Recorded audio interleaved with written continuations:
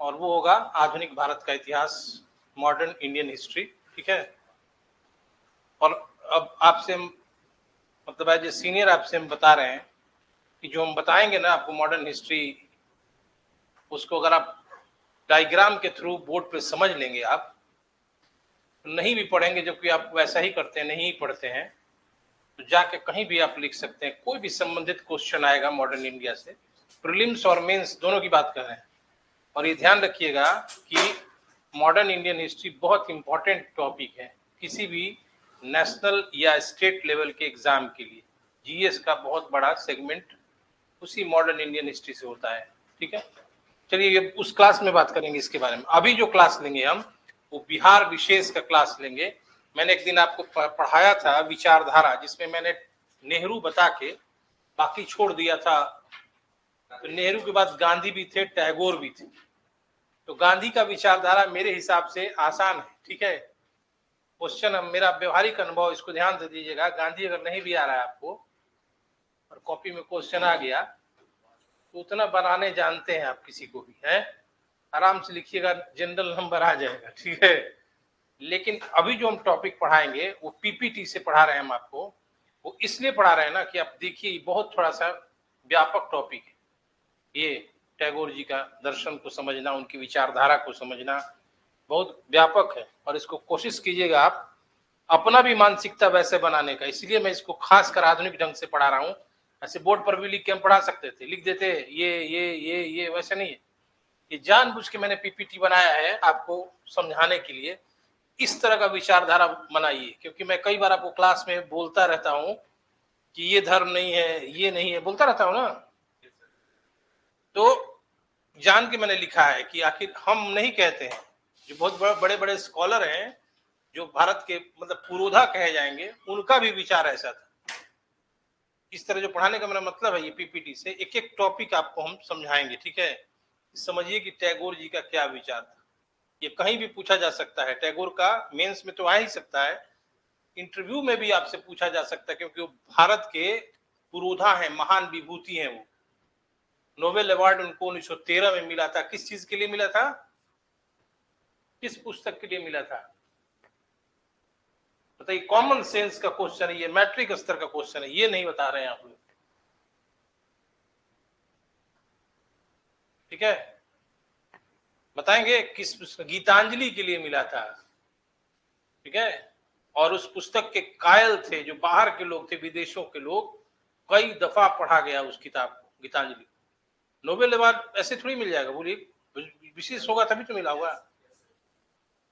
तो मैं आपको रविन्द्रनाथ टैगोर समझाता हूं और बताऊंगा कि ऐसा नहीं कि सिर्फ विचार सीधे कॉपी में लिख देना है, उसको शीर्षक में बांटना है, कैटेगरी करना है कि टैगोर का सोसाइटी के बारे में क्या विचार था, टैगोर का इकोनॉमी के बारे में क्या विचार था, टैगोर का राज्य के बारे में क्या विचार था। ठीक है, टैगोर का शिक्षा के संबंधी क्या, ऐसे करके पैराग्राफ चेंज कर करके लिखेंगे आप।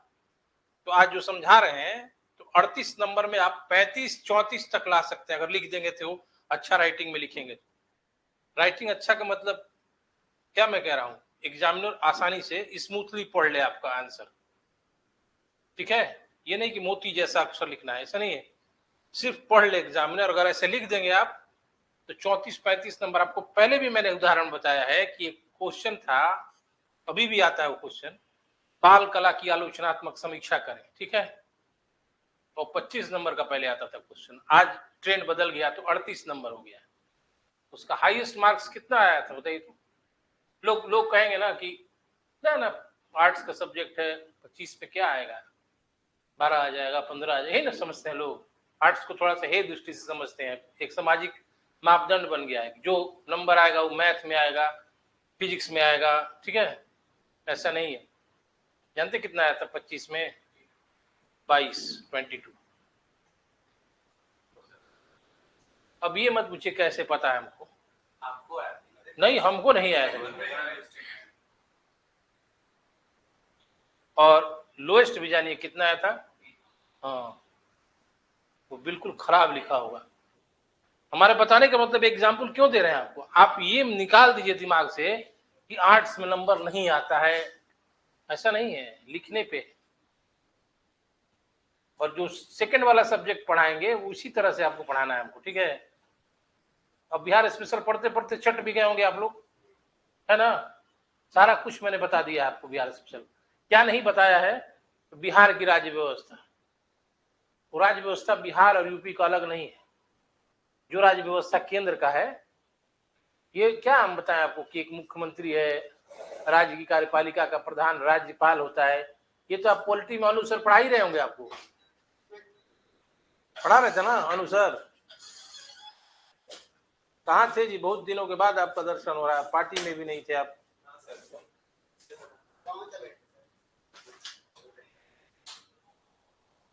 ठीक है ना, बिहार स्पेशल में राज्य व्यवस्था नहीं पढ़ाए आपको। कभी आप पूछे कि सर क्यों नहीं पढ़ा रहे हैं, क्यों नहीं पढ़ाए, पता है आपको? पहले से आपको पता है, अनुसर पढ़ाए होंगे, स्टेट राज्य कार्यपालिका पढ़ाए होंगे ना, चाहे पढ़ाएंगे हैं। मुख्यमंत्री क्या है, राज्यपाल का। बिहार का क्या पढ़ाना है स्पेशल है? अभी नहीं पढ़ाए, मैंने पढ़ाएंगे ना। बिहार का अलग राज्य कार्यपालिका नहीं है, यूपी बिहार सबका एक ही है, इसीलिए हमने नहीं पढ़ाया है। इकोनॉमी में मैंने पढ़ाया है और ज्योग्राफी पढ़ाया है ना। लेकिन ये ध्यान रखिएगा, उसमें ध्यान से सुनिए ना, बाद में छोड़िए बैग कहाँ है क्या है बात, उसमें क्या छोड़े हैं हम, बहुत इंपॉर्टेंट है वो।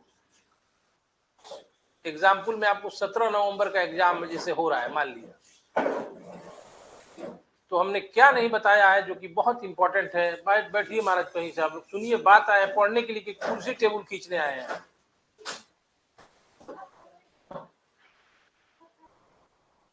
कोई पेन से साइन कीजिए ना, कोई जरूरी थोड़ी कि जा रहा है वो अभिलेखागार में रखने के लिए।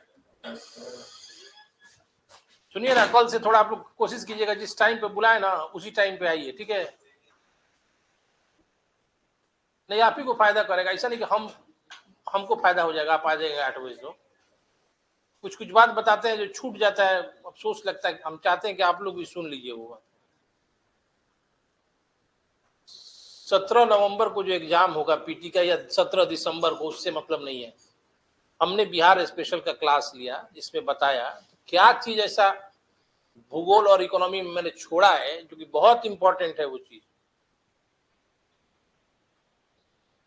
अब पूरा शांति से एकदम आप लोग आराम से पढ़ रहे हैं, मतलब उसी उद्देश्य है ना निकालना। ये लंबा खींचना है 5-6 साल, बोरिंग रोड, अशोक राजपथ घूमते घूमते हैं, बहुत फालतू काम है। फ्रस्ट्रेशन होगा, पहले अटेम्प्ट में नहीं होगा तो दूसरा में फ्रस्ट्रेशन हो जाएगा, दूसरा में नहीं होगा तो तीसरा में और बेकार लगेगा। अब उस एग्जाम्पल मत दिमाग में लाइए कि फलाने का 4 बार पीटी में नहीं हुआ था, 5वां बार डीएसपी हो गया, वो एग्जाम्पल आप पर नहीं सेट करेगा। ये मापदंड नहीं, कोशिश करना चाहिए 1, 2, 3 अटेम्प्ट में निकालना चाहिए, लास्ट 3 अटेम्प्ट। भारत का अगर सर्वोच्च पद लेना चाहते हैं और आईएएस की तैयारी करते हैं तो पहला या लास्ट दूसरा अटेम्प्ट में पास कर जाना चाहिए, आईएएस बन जाना चाहिए मेरे हिसाब से। तब जाके कैबिनेट सेक्रेटरी बनिएगा तो कुछ बुलंदी लगेगा, चलिएगा रोड पर तो आप कॉलर टाइट करके चलिएगा, ठीक है ना। कैबिनेट सेक्रेटरी से बड़ा पोस्ट कोई नहीं है, ठीक है, समझ गया ना। मंत्रिमंडलीय सचिव, ठीक है। नहीं तो ऐसे दशहरा, दिवाली, छठ, तीज यहाँ कर आते रहेगा, ठीक है, इसी में फंसे रहिएगा। समझ रहे कैबिनेट सेक्रेटरी ने चलता हो तो क्या लगता होगा, लगेगा हाँ पढ़ाई किया है मैंने। उसी तरह बिहार वाला भी कह रहे हैं पहला दूसरा अटेम्प्ट बहुत होता है, तीसरा लास्ट है, ठीक ना। अब ये नहीं कि एज है 40 और 37 तक तो लास्ट में कर रहे हैं, बुढ़ापा में कुछ काम करने में मजा आएगा। नया रहिएगा, वहीं भी लगा के गाड़ी, रेबैन के चश्मा उसमें लगा के देखिएगा तो मिजाज आपको बना रहेगा, नहीं रहेगा। सोचिए गलत वाला है। अब आप एजेड होके पास की जगह सोते रहिएगा सीट पे। चार्मिंग पहला है ना, एकदम यूथ क्लास में चार्मिंग है, जब आईपीएस बनी, आईएएस बनी, एसडीएम बनी। अब सारा दुनिया देख के तब बनिएगा तो कैसा लगेगा ड्यूटी कर रहे हैं। उसी तरह एम्बिशियस होना चाहिए, एम्बिशियस होने के साथ साथ बाकी जो दुनिया में अभी जो काम करते हैं उससे त्याग कर दीजिए साल 1.5 साल। अब जैसे ये फॉर्म निकला है ना, निकलेगा ना, जो एग्जाम हो रहा है ना, ये आपको एक तरह से गोल्डन अपॉर्चुनिटी है। अब आगे कल्पना कीजिएगा कि फिर एसडीएम का सीट आएगा, फिर डीएसपी का सीट आएगा, तो यही चीज बेकार है। अगला किसका सरकार बनेगा, क्या रणनीति रहेगा, अभी अभी को पहले अंतिम समझिए, ठीक है। बहुत आसान है, अब अभी भी 1-2 महीना तो काम ही है बस, पीटी के लिए कर रहे हैं, मेंस के लिए नहीं।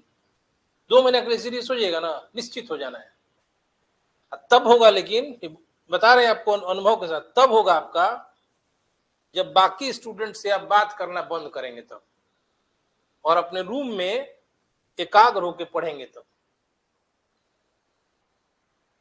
ये नहीं कि पढ़ भी रहे हैं, फलाना जी चिलाना जी उनसे राय मशविरा भी कर रहे हैं, जानते क्या होता है, उस आपको डीमोटिवेट करता है। उस आदमी करेगा नहीं, उसका इंटेंशन नहीं है कि आपको डीमोटिवेट करे, उसका बात सुनिएगा ना तो आपका दिमाग दूसरे तरफ जाएगा। हाँ, ऐसा नहीं कि वो आपको डीमोटिवेट करने का कोई नियत रखा है। तो ये मेरा आपसे रिक्वेस्ट है, ऑर्डर नहीं है, आपसे रिक्वेस्ट है कि इस अटेम्प्ट को लास्ट मानिए। बिहार एक उथल पुथल वाला राज्य रहता है, ठीक है ना, अभी चुनावी ईयर है, ये मिल जाए, अभी पास कर जाइए एग्जाम। फ्यूचर के लिए नहीं कभी सोचना चाहिए। कितना लोग आईएएस नहीं बने, ऐसा चेंज आया, कोई पाटिल कभी वो आके चेयरमैन बन गया, सब कि नया नया इनोवेशन करने लगा। अभी भी अतुल प्रसाद आके इनोवेशन कर दिए हैं, ऑप्शनल हटा के। फालतू आदमी सब, इसको कोई जानकारी नहीं है, ठीक है। अब पहले से मेरे हिसाब से एग्जाम 50% हल्का कर दिया है। पीटी नहीं, पीटी में मारामारी है, कट ऑफ ऊपर जा रहा है। मेंस में, मेंस एकदम हल्का है, 2 जीएस लिखना है, ऐसे लिखना है, पास कर जाइए, बाकी क्वालिफाइंग है। बहुत हल्का हो गया है एग्जाम, मेंस, पीटी नहीं। पीटी के कट ऑफ ऊपर जाने का कारण है गलत काम भी करता है सब आयोग वाला, ठीक है ना। नहीं तो ऐसा कोई नहीं है जो 150 में 120 बना दे, 125 बना, कोई आदमी नहीं है बिहार का, हम बता रहे हैं। 107-8 भी जाता है तो हमको आश्चर्य लगता है। 8 क्वेश्चन हमेशा गलत रहता है, 8 से 10। उसके बाद कई सेंटर्स पे इलीगल प्रैक्टिस किया जाता है, लोगों को बनवाया जाता है, ठीक है। हम डर नहीं लग रहा है, स्पष्ट में बता रहा हूँ।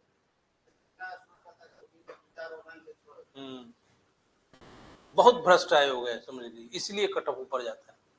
क्योंकि मैंने होम कर दिया है पढ़ाई करते करते अपने आप को, मैं दावे के साथ कह सकता हूँ कोई बिहार का लड़का नहीं है जो बात करेगा कि हम बना दें। बात करना और बनाना दोनों में अंतर है, इसका बहुत अनुभव है हमारे पास। कहां से कट ऑफ चला जाएगा ऊपर, ठीक है। तो मेन टॉपिक पर आते हैं हम लोग, रविन्द्रनाथ टैगोर जो बता दिए, समझ लीजिए इस बात को। ये नहीं कि सीधे हम क्लास में डायरेक्ट, हम चाह रहे हैं कि पास कर जाइए आप एग्जाम, इसलिए इतना भाषण देना पड़ा हमको, नहीं तो सीधे हम रविन्द्रनाथ टैगोर पर आ गए रहते।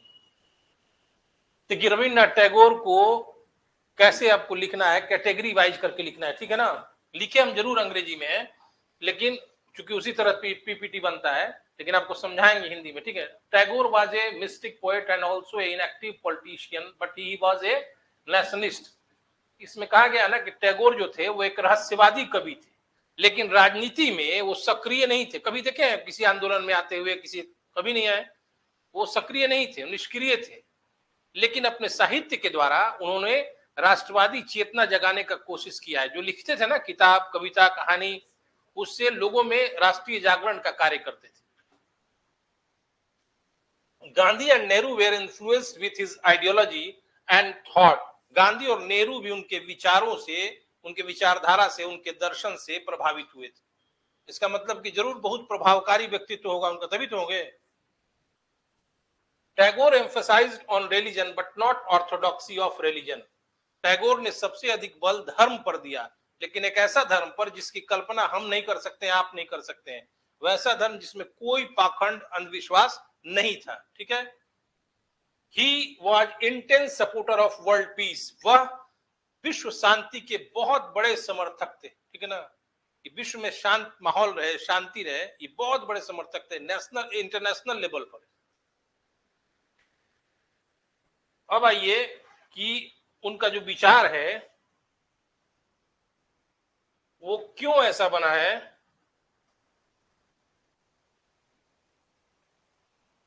उनका जो विचार है, मतलब जो विचारधारा दिए हैं वो, उन्होंने उन पर आखिर किस तरह का प्रभाव है, कैसे उनका विचारधारा बना है, जो उन्होंने विचार दिया, जो हमारे सिलेबस में ऐड किया गया, पढ़ाया जाता है, तो थोड़ा सा लिखना है कि टैगोर पर किस तरह का विचारधारा, जो टैगोर का विचारधारा था वो क्यों था, मैंने उन पर किस तरह का प्रभाव पड़ा है, किस चीज का प्रभाव पड़ा है कि टैगोर ने एक बिल्कुल भिन्न विचारधारा दी। ठीक है, पहला मैंने लिखा है Upanishad, Vaishnav poets, western thought and literature. यानी टैगोर पर भारत का जो उपनिषद है उसका, और वैष्णव जो कवि हैं जैसे विद्यापति, चंडीदास, जयदेव, ठीक है ना, जो भक्ति आंदोलन के समय थे उनका, और वेस्टर्न थॉट एंड लिटरेचर, जो मैं बार बार बोलता हूं कि कल भी बता रहा था कि पश्चिम विश्व विकसित है, नहीं बोल रहा था परसों, तो टैगोर को भी ये बात पता था कि पश्चिमी विश्व जो है वो अपने दर्शन में और साहित्य में विकसित है, और उससे भी ये प्रभावित थे क्योंकि उन्होंने पश्चिमी साहित्य का अध्ययन किया था। और पश्चिमी साहित्य लिखने वाले कौन कौन थे, बहुत नाम है, ठीक है ना, John Locke, Rousseau, Montesquieu, Voltaire, Diderot, ठीक है ना, बहुत सारे बड़े बड़े विद्वान हैं। ठीक है, जेएस मिल, उन्होंने क्या दिया है, उदारतावाद क्या है, मानवतावाद क्या है, स्वतंत्रता क्या है, व्यक्ति का कल्याण कैसे हो। ठीक है, और उन्होंने ये भी कहा है, एक मैंने आपको थ्योरी बताया था, उपयोगितावाद, ठीक है ना, यूटिलिटेरियन थ्योरी, इसका मतलब होता है हर व्यक्ति का कल्याण। उपयोगितावाद का मतलब होता है एक एक व्यक्ति का कल्याण, समृद्धि। ठीक है, ये विचार टैगोर पढ़े थे, और इन विचारों का भी, यानी उस साहित्य का टैगोर पर प्रभाव पड़ा था। ठीक है, दूसरा पॉइंट मैंने लिखा है, apart from these influences, Tagore was influenced by 3 important events which took place on his time. इन प्रभाव के अलावा, अतिरिक्त, टैगोर पर कुछ ऐसा 3 घटनाओं का भी प्रभाव पड़ा था जो उनके समय में वो घटनाएं हुई थी। पहली घटना थी राम मोहन राय द्वारा जो सामाजिक धार्मिक सुधार का जो प्रयास किया गया। राम मोहन राय ने बताया कि धर्म जो हमारा है वो पाखंड से भरा हुआ है, हमें एकेश्वरवाद की ओर जाने चाहिए, जबकि हम बहुदेववाद, बहुत सारे देवी देवताओं की पूजा करते हैं, सती प्रथा को अपनाते हैं। बोलते थे ना राम मोहन राय, हमारा समाज जो है, धर्म जो है, सड़ी गली मान्यताओं से भरा हुआ है, इनको दूर करना चाहिए। ये जो विचारधारा राम मोहन राय ने दिया, उसका भी टैगोर पर बहुत अधिक प्रभाव पड़ा। उसके बाद दूसरा विचारधारा था बंकिम चंद्र चटर्जी का। उन्होंने बहुत अधिक किताब लिखा, आपको किताबों का भी पता होगा, जिसे लिखा है ना किताब सन्यासी विद्रोह का भी उसमें उल्लेख है। क्या किताब का नाम है वो, आनंद मठ। और भी कुछ किताब बंकिम चंद्र ने लिखा है, दुर्गेश नंदिनी, ठीक है, सब इन किताबों का भी टैगोर पर प्रभाव पड़ा, क्योंकि साहित्य के द्वारा बंकिम चंद्र चटर्जी ने सामाजिक सुधार का प्रयास किया। साहित्यकार कैसे सामाजिक सुधार का प्रयास करता है, जो समाज में गलत मान्यताएं है ना उसको लाएगा अपने साहित्य में, और कोई पात्र बना देगा, उसको दूर कराएगा। ठीक है, इससे समाज में जागृति आती है।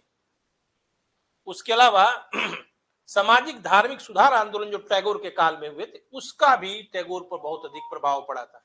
तो जब भी आप आंसर लिखेंगे टैगोर का, बहुत थोड़े शब्दों में ये बात जरूर लिखिएगा। जैसे पूछेगा रविन्द्रनाथ टैगोर के दर्शन या विचारधारा का उल्लेख करें, तो सीधे दर्शन विचारधारा पर नहीं आ जाना चाहिए, थोड़ा बहुत ऊपर से लिखना चाहिए कि टैगोर, ठीक है ना, थोड़ा सा भूमिका, और फिर पैराग्राफ चेंज करके कि कैसे प्रभावित हुए थे वो लिखना है। और तब हम आपको जो अब समझाएंगे वो सुनिए ध्यान से।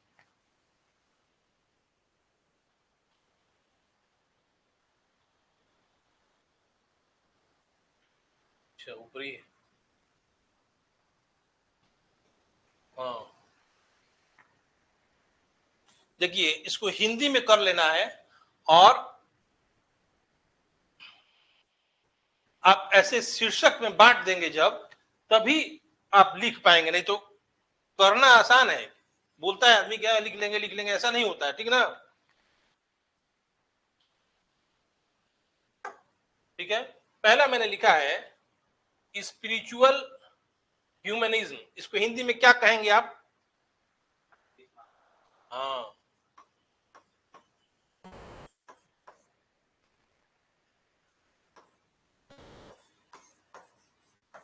ये कौन लाल कर दिया है जी। हम्म,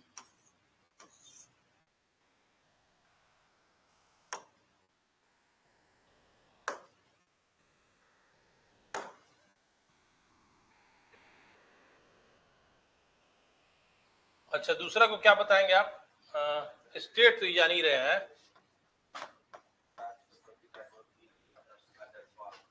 तीसरा जो मैंने लिखा है नेशनलिज्म एंड पैट्रियोटिज्म, क्या हुआ? राष्ट्रवाद और देशभक्ति, ठीक है।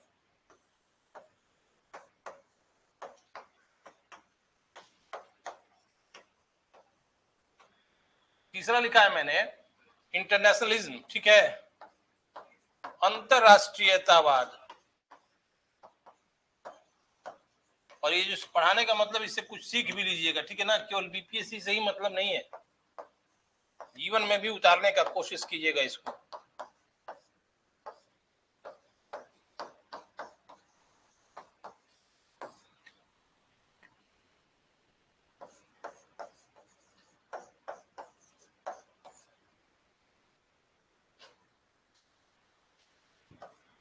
एसिमिलेशन कहा जाता है संश्लेषण को, यानी मिलावट, मिलाना, ठीक है ना।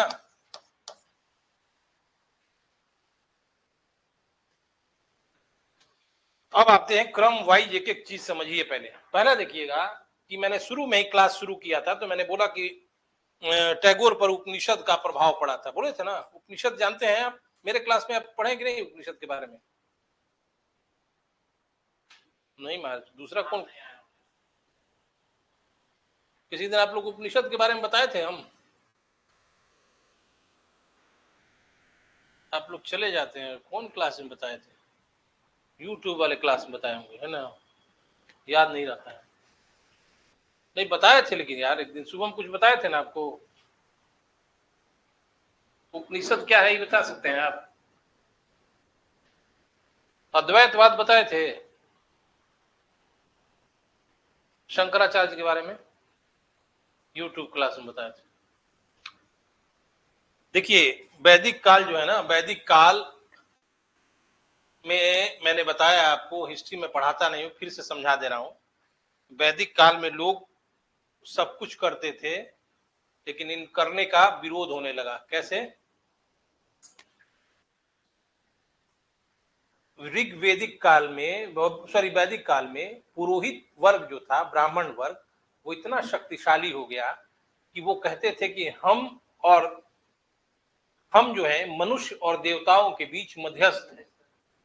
तुम कितना भी प्रार्थना करोगे, जब तक हम नहीं रहेंगे वो देवता तक पहुंच नहीं पाएगा। और विशाल मात्रा में वो यज्ञ किए जाने लगे और विशाल मात्रा में पशुओं की बलि देने लगे और चढ़ावा भी लेते थे। इससे क्या हुआ कि आर्यों में से ही कुछ लोग इस विचारधारा का विरोध करने लगे। लेकिन कोई भी समाज में जो स्थापित व्यवस्था है उसका विरोध आप खुले रूप से नहीं कर सकते हैं, क्योंकि आपके घर वाले ही पीटने लगेंगे आपको, बाहर की तो बात है ना। ठीक है, मानते कि नहीं बात? क्योंकि वो स्थापित हो गया है। इसलिए कुछ लोग समाज से अलग हटकर कुछ लिखने का कार्य किए, खासकर जंगलों में जाके लिखने का कार्य किए। तो उन्होंने जो लिखा, वैसे साहित्य को आरण्यक कहा गया। अरण्य से बना हो, अरण्य मतलब होता है वन, जंगल, ठीक है। लेकिन वो छुप के लिखे। लेकिन उन्होंने लिखा कि ये जो यज्ञ है वो बेकार है, ये जो चढ़ावा है, पशु बलि है, वो बेकार है।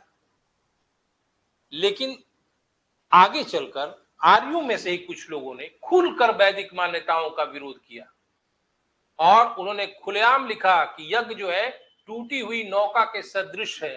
जैसे नौका टूट जाता है, पानी उसमें भर जाएगा, नौका डूब जाएगा। मुंडकोपनिषद में कहा गया कि यज्ञ जो है टूटी हुई नौका के सदृश है, ठीक है, बराबर है, और ये निष्फल है। और उपनिषदों ने खुलेआम विरोध करना शुरू किया वैदिक मान्यताओं का, यज्ञ का, पशु बलि का, चढ़ावे का, पुरोहितों के सर्वोच्च स्थिति का, ठीक है। पुरोहित क्या कहते थे? सोम पीते थे, ठीक है, सोम, जैसे आजकल का 100 पाइपर हुआ। एक बात बता रहे हैं, और पीते थे और तर्क क्या देते थे, उसके लिए एक अलग मंडल बना दिए थे, नवा मंडल, उसको डिवाइन स्टेटस दे दिए थे, देवता का रूप दे दिए थे। सोम क्या है भाई? क्या कहते थे वो कि जब, हाँ नहीं, जब हम पीते हैं ना तो हमको देवत्व के करीब होने का एहसास होता है। हाँ, और जो प्रार्थना करते हैं वो पहुंच जाता है। आज भी देखते होंगे जो 2 पैग पी लेता होगा वो अमित शाह से कम नहीं समझता है। तो पुरोहित भी ऐसा ही तर्क देते थे, सही बता रहे हैं।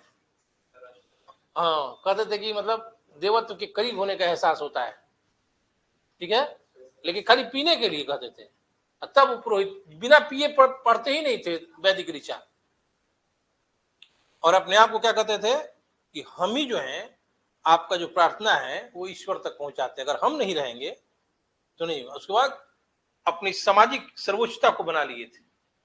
इसी का विरोध उपनिषदों में किया गया और कहा गया कि सत्य ये नहीं है, हर मनुष्य जो है ईश्वर का अंश है। मनुष्य का क्या कहा गया कि हर व्यक्ति ईश्वर का अंश है, इसमें किसी मध्यस्थ की आवश्यकता नहीं है। और ऐसे भी हम आपको समझा रहे हैं, आप जो हैं वो हैं, हम हैं, हम हैं, ये हैं, सारे लोगों को माना है उपनिषदों ने कि हम लोग ऑलमाइटी गॉड के अंश हैं, ब्रह्म के अंश हैं, ठीक है। और हम अलग क्यों मानते हैं, क्यों हम लोग ऐसे करते हैं शंकर जी को, महावीर जी को?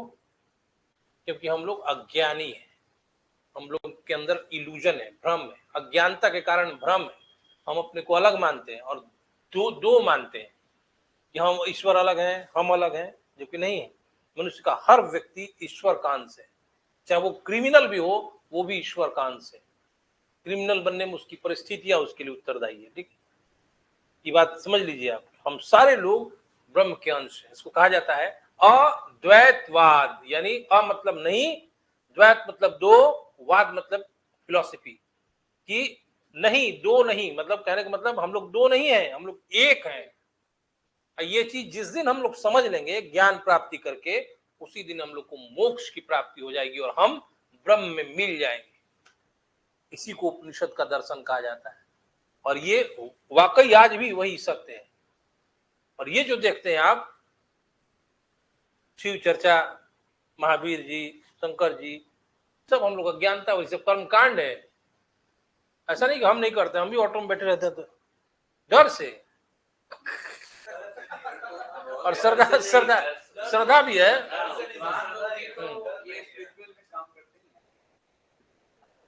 मतलब हम लोग क्यों, मतलब नहीं, पागल हम पागल नहीं कर रहे भाई, हम अपने आप को भी स्वीकार करें, क्योंकि हमारी परंपरा है, हम बच्चा से देखते आए, बचपन से देखते आए, कहीं मंदिर आए सर झुकना है। थोड़ा सा डर भी लगता है यार, कहीं गए ऑटो उलट गया तब नहीं प्रणाम, ऐसा भी होता है यार, ऐसे होता नहीं है यार, नहीं गिरे उसके लिए प्रणाम करते हैं कि आपका कृपा बनी रहे। हाँ वही गिरे, अब भगवान आदमी नहीं है कि आप प्रणाम करिएगा तभी आपका नहीं गिराएंगे, भगवान आदमी तो, लेकिन लोग उसके पीछे रीजन नहीं है सर जी, प्रणाम नहीं किया तो गिर गया, वो नहीं यार, मतलब जैसे बचपन मान लीजिए इतना बड़ा बड़ा होंगे आप, दो चार लड़का सिखा दिया, नहीं प्रणाम किया ये हो जाएगा। बचपना में बात कर रहे हैं, एक दिमाग में बन जाता है माइंड सेट, समझिए। नहीं भी प्रणाम कीजिएगा ना तो आपको अफसोस लगेगा, अरे वहीं से गुजरे हम प्रणाम। जिस परिवेश में रहे हम लोग ना, हम लोग का सामाजिक आर्थिक परिवेश, जो सांस्कृतिक परिवेश है, वो बहुत बड़ा असर करता है। जो बड़ा बड़ा उपलब्धि देखते हैं ना, आईएएस बनना, चाहे धीरू भाई अंबानी बनना, जो बात बता रहे हैं, परिवेश का बहुत बड़ा योगदान होता है, मानिए इस बात को। जिस तरह का संस्कार बच्चों को दीजिएगा वैसा ही बनेगा, ये गारंटी है। अगर आपका बेकार हो रहा है बच्चा, तो उसके लिए जिम्मेवारी गार्जियन को मानना देना पड़ेगा। मानते हैं नहीं बात? ये नहीं कहना चाहिए कि नहीं हम तो बहुत भले आदमी हैं, लड़का मेरा खराब हो गया, ये मतलब नहीं है, आपने परिवेश खराब दिया, वो हम पर भी लागू होता है, आप पर भी लागू, ठीक है। हम आपको एक एग्जाम्पल बोले, ये मत कहिए कि प्रणाम नहीं किए तो ऑटो उलट जाएगा, ऐसा थोड़ी होता है। भगवान आदमी थोड़ी है कि आपको तुरंत बदला लेंगे। कुछ लोग लेकिन यहाँ पूजा ऐसे करते हैं जो भगवान को आदमी मान के करते हैं, सारा गलत काम करेंगे, लेकिन मंगलवार को स्टेशन पे जाके देखिए, माला लगा के हस्बैंड वाइफ खड़ा रहते हैं लड्डू लेके, माँ बाप को एक गिलास पानी भी नहीं देते हैं। बताइए ये क्या है? आपने जो प्राइमरी आपका कर्तव्य है, अब माँ बाप की उपेक्षा कर रहे हैं, और हस्बैंड वाइफ वहां जाके माला लटका के खड़ा है, एकदम दूर तक लाइन लगाए हैं, तो इसका मतलब हनुमान जी को आप आदमी समझ रहे हैं कि लड्डू से फूल से? हाँ, कुछ करते देखा है मैंने, गलत हमने, आप जाके देख लिए मंगलवार को। अब ये थोड़ी उपेक्षा कर गिलास पानी नहीं देते हो। तो देखिए इतना लंबा बात करना हो गया, हमको उपनिषद समझाने के लिए करना पड़ा। तो उपनिषदों ने कहा कि हम जो है ब्रह्म के अंश हैं, और हम अपनी अज्ञानतावश भ्रमवश समझते हैं कि हम अलग हैं, भगवान अलग है। भगवान मतलब क्या? ब्रह्म। इसका प्रभाव टैगोर पर बहुत अधिक पड़ा था, और यही कारण है कि टैगोर ने आध्यात्मिक मानवतावाद वाला विचारधारा में क्या कहा कि वो पोलैंड का नागरिक हो, कहा नहीं, हम समझा रहे हैं आपको, पोलैंड का नागरिक हो, पाकिस्तान का नागरिक हो, बांग्लादेश का नागरिक हो, चाहे सीरिया का नागरिक हो, चाहे भारत का नागरिक हो, सब उसी ब्रह्म के अंश हैं। ठीक है, वो अलग नहीं है। ये नहीं कि हमारा भारतीय में ऐसा है क्योंकि उपनिषद यही दिया गया इसलिए भारतीय के लोग ब्रह्म के अंश, ऐसा नहीं है। तो उन्होंने आध्यात्मिक मानवतावाद का विचार दिया कि एक ऐसा मानवतावाद जो आध्यात्मिक रूप से भी एक मानवता का की बात करता है, यानी कहीं का भी नागरिक हो, हम आध्यात्मिक रूप से मानवतावादी विचारधारा को, मैंने टैगोर का कहना है, ठीक है ना। आध्यात्मिक मानवतावाद का मतलब यही है कि सारे मनुष्य उसी ब्रह्म के अंश हैं, और हमें कभी भी कुछ विभेद नहीं समझना चाहिए। हम आपको समझाने के लिए पोलैंड और सीरिया का उदाहरण लिए, उनका कहना कि विश्व के सारे मानव, हाँ ठीक है, एक हैं। यही आध्यात्मिक मानवतावाद का उन्होंने संदेश दिया।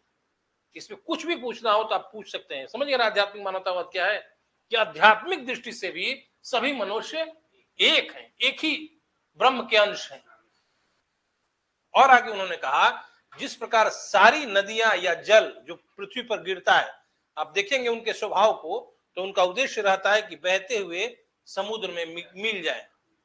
उसी तरह सब आत्मा अपने स्व को त्याग कर, मतलब कि जो अहम होता है उसको त्याग के, उसका उद्देश्य होता है ब्रह्म में मिल जाना। लेकिन हम नहीं मिल पाते हैं क्योंकि हम अज्ञानी हैं, हम पजेरो, ठीक है, रेड चीफ, इतना ही में दिमाग हमारा रहता है। ठीक है, सही सही बता रहे हैं, ये अज्ञानता है।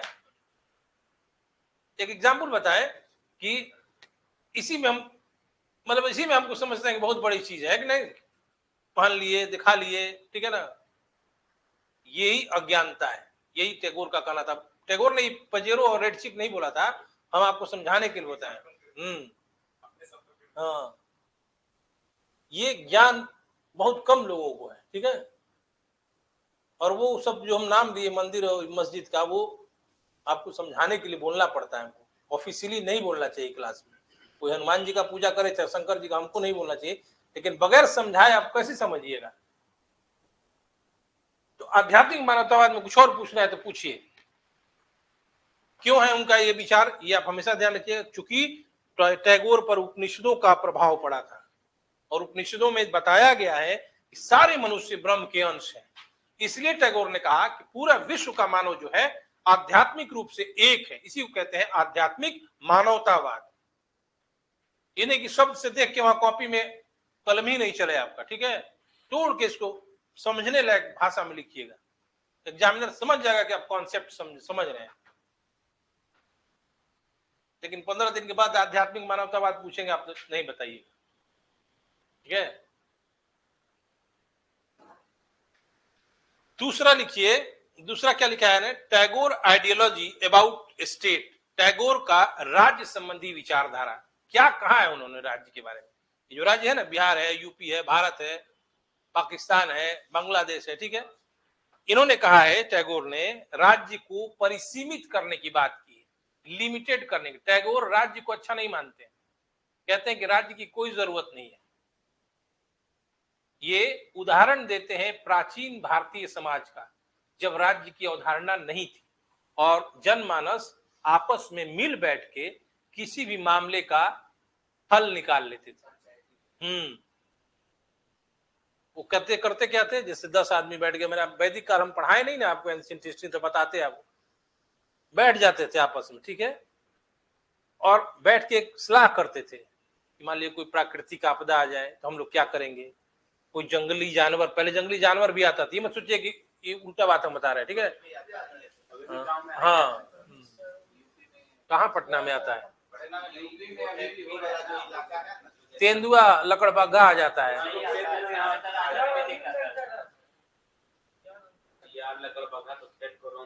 चंपारण में थोड़ा डर रहता है बाघ आने का। नवतपुर में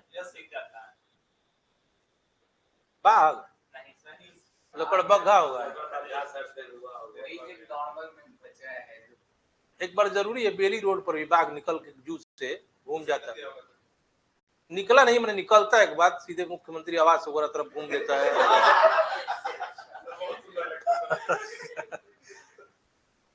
लेकिन निकलता नहीं है।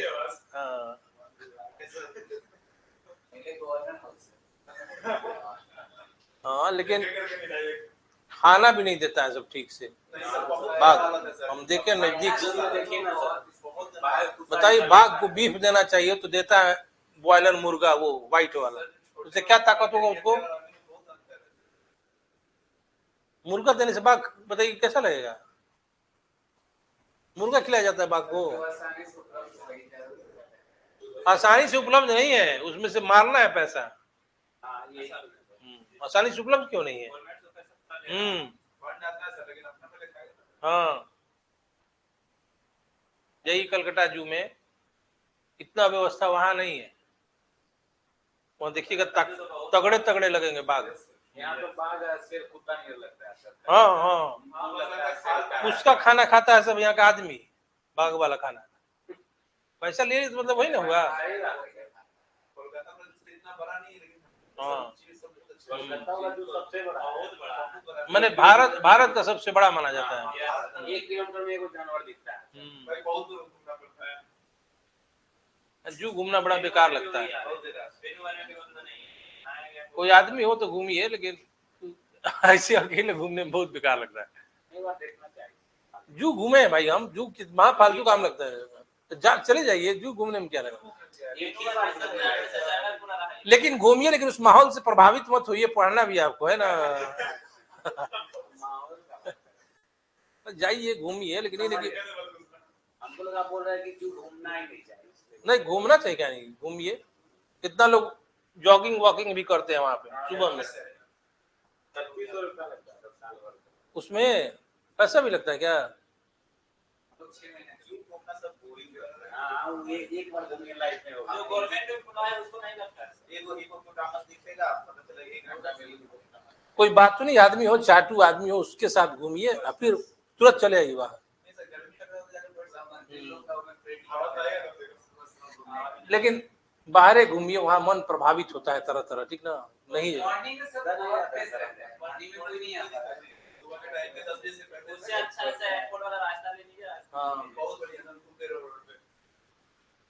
चलिए, क्या बता रहे थे अभी आपको? राज्य के संबंध में टैगोर का क्या विचार था?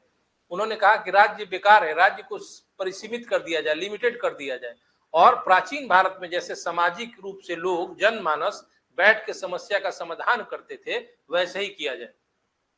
और कहा जा रहा, टैगोर का कहना था कि राज्य क्या करेगा, राज्य क्यों अधिकार देगा लोगों को? राज्य को कोशिश करना चाहिए कि जो वहां रह रहे हैं राज्य के अंदर, उन लोगों में इतनी शक्ति और क्षमता है कि वो खुद से ही समस्या का समाधान कर ले। यानी राज्य से समाज को ज्यादा वैल्यू देते थे टैगोर। कहते कि राज्य की कोई आवश्यकता नहीं, समाज ज्यादा इंपॉर्टेंट है। और इसी क्रम में उन्होंने स्वतंत्रता की भी बात की है कि स्वतंत्रता जरूरी है, लेकिन कैसा स्वतंत्रता? आजकल जो कॉन्सेप्ट आप देख रहे हैं कि हमारा स्वतंत्रता है, हम सड़क पर चलेंगे, ठीक है, मतलब हम ये बैनर लेके चलेंगे, होता है ना स्वतंत्रता, ये हमारा राजनीतिक स्वतंत्रता लोग कहते हैं। लेकिन ये सब कॉन्सेप्ट टैगोर का नहीं था। वो ऐसा स्वतंत्रता चाहते थे जिस स्वतंत्रता में आपका दिमाग सड़ी गली मान्यताओं, रूढ़ियों, पिछड़ापन से मुक्त हो जाए, आपका दिमाग एकदम फ्री हो। ये स्वतंत्रता की बात वो करते थे। ये स्वतंत्रता नहीं है कि सड़क पर हम बैनर लेके चलेंगे, राशन कार्ड लेके, ये सॉरी आधार कार्ड लेके इस अधिकार का प्रयोग करेंगे। ये स्वतंत्रता नहीं था उनका कहना था कि आपका दिमाग जो है इतना स्ट्रांग हो जाए कि जो भी गलत मान्यताएं हैं, रूढ़ियां हैं, इससे आपका दिमाग फ्री हो जाए। ये स्वतंत्रता है। अब किसी चीज से नहीं प्रभावित है, भले आपका परिवेश में हो रहा है, आपका बाबा दादा, आपके पिता, आपकी माँ कर रही हैं, लेकिन आपका दिमाग इतना फ्री होना चाहिए। देखिए कि जो गलत सड़ी हुई मान्यता आ रही है, उससे आप मुक्त हो जाइए। इतना दिमाग आपका स्ट्रांग होना चाहिए। ये स्वतंत्रता हुआ टैगोर की दृष्टि। समझ रहे बात ना? क्यों जरूरी है कि जो पहले से मान्यता आ रही है हम उसको ढोएंगे? हमारा दिमाग इतना स्ट्रांग होना चाहिए कि हम जान ले कि ये चीज गलत है, इसको आप आगे कंटिन्यूड नहीं करना है। यानी आपका दिमाग फ्री हो गया सारी बुरी मान्यताओं से। इसलिए राज्य संबंधी टैगोर का जो विचार है वो खुल के लिखिएगा कि उन्होंने राज्य से ज्यादा समाज को वैल्यू दिया, समाज को महत्व प्रदान किया, और उन्होंने कहा कि राज्य को व्यक्ति को शक्तिशाली बनाना चाहिए, जो समाज में लोग रहते हैं उनको शक्तिशाली बनाना चाहिए, ताकि सक्षम बनाना चाहिए, ताकि वो समस्याओं का समाधान खुद बैठ कर ले। समझ रहे बात ना? उसमें राज्य को सीमित करने की बात की है। और इसी संबंध में टैगोर ने स्वतंत्रता की भी कल्पना की है कि स्वतंत्रता जरूरी है, लेकिन कैसी स्वतंत्रता? अधिकारों के लिए, किसी मांग के लिए, वैसी स्वतंत्रता नहीं।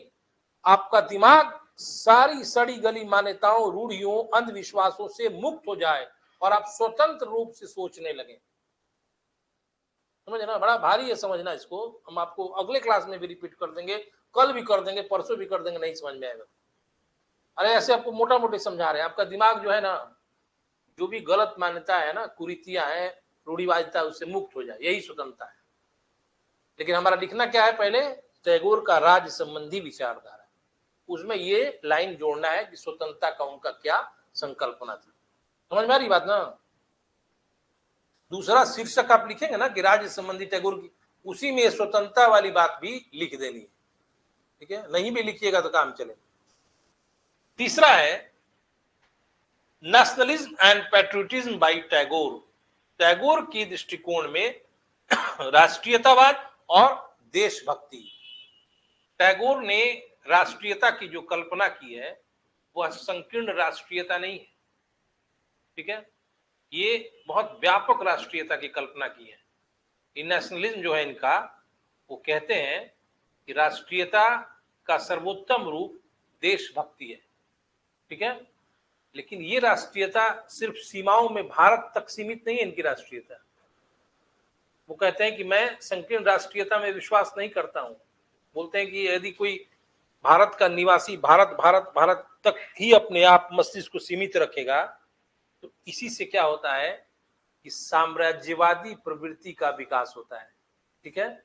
यानी अपने को आप श्रेष्ठ समझने लगिएगा, अपने राष्ट्र को महत्व दीजिएगा, और आपके अंदर एक एक एक अहम भी आएगा और जिज्ञासा भी होगी कि दूसरे क्षेत्रों पर जाके हम अपना कब्जा करें। वो बहुत दुखित थे। उन्होंने कहा था कि यूरोपीय राष्ट्रों ने एशिया और अफ्रीका के लोगों को या देशों को गुलाम बनाया था, ये कितनी दुख की बात है। तो टैगोर का जो राष्ट्रीयता था वो बिल्कुल व्यापक राष्ट्रीयता था, जिसमें कोई संकीर्णता नहीं थी, ठीक है? ये राष्ट्रीयता जो थी लोगों की भलाई के लिए राष्ट्रीयता थी, जिसमें जरूरी नहीं था कि अपना ही देश का आदमी हो। समझेंगे ना? और देशभक्ति आपने देखा होगा कई घटना में, जालियांवाला बाग हत्याकांड जब हुआ था तो टैगोर ने सर की उपाधि लौटा दी थी, ठीक है? इसके पहले भी टैगोर ने बंग भंग आंदोलन के दौरान भी राष्ट्रीयता को जगाने में क्या किया था टैगोर ने? तो टैगोर थोड़ी बांधे होंगे, आदमी ने बांध रहा था। टैगोर ने क्या किया था? हाँ, वो बांग्लादेश का राष्ट्रगान बना गया, अमार सुनार बांग्ला गाना उन्होंने रचा था, ठीक है? टैगोर राष्ट्र देशभक्त थे, राष्ट्रीयता भी रखते थे, लेकिन संकीर्ण राष्ट्रीयता नहीं रखते थे। कहते थे कि संकीर्ण राष्ट्रीयता से उपनिवेशवाद, साम्राज्यवाद का जन्म होता है। समझ रहे ना? आपके अंदर अहम आ जाएगा, अपने आप को सुपीरियर समझने लगिएगा और दूसरे पर डोमिनेट करने का, दूसरे पर अधिशासन शासन करने का आपके अंदर प्रवृत्ति आ जाएगी, ठीक है? टैगोर जो अंग्रेज से इन्फ्लुएंस थे, तो उस पे आएंगे हम, बिल्कुल इन्फ्लुएंस थे। सही बात है। हाँ, कि वो 1857 के क्रांति या किसी को अच्छा नहीं मानते थे, क्योंकि वो भी मानते थे व्हाइट्समैन बटन को।